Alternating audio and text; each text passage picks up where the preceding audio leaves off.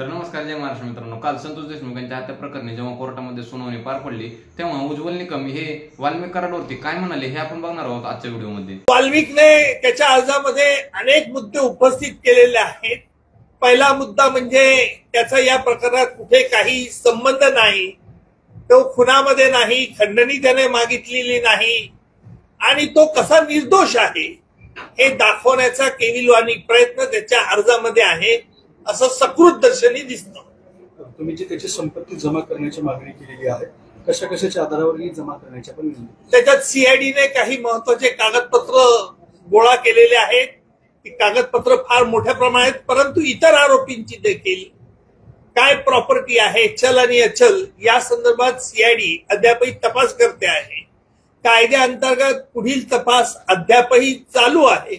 त्यामुळे सीआयडीचा पूर्ण तपास झाल्यानंतर याच्यावरती निर्णय घेण्यात येईल. इतर कोणत्याही आरोपींनी तसा अर्ज दाखल केलेला नाही. इतक्या तातडीने डिस्चार्ज अप्लिकेशन दाखल करणं काय असू शकतं? त्यांच्या मनातलं काय चाललं आहे हे मी ओळखतो, परंतु ते तुमच्या समोर कॅमेरा समोर सांगणं योग्य नाही. त्यांनी दोन्ही अप्लिकेशन दिले होते सर. पहिल्यांदा त्यांनी बेल पण अप्लिकेशन दिलं आणि डिस्चार्ज पण अप्लिकेशन. तुम्ही काहीतरी आर्ग्युमेंट केलं, त्याच्यानंतर त्यांनी बेल अप्लिकेशन मागे घेतलं.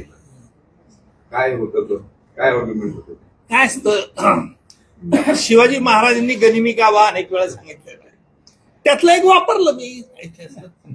एवढं समजा, गनिमी कावा जसा बाहेर माहिती आहे तसं तुमचा एक कावा.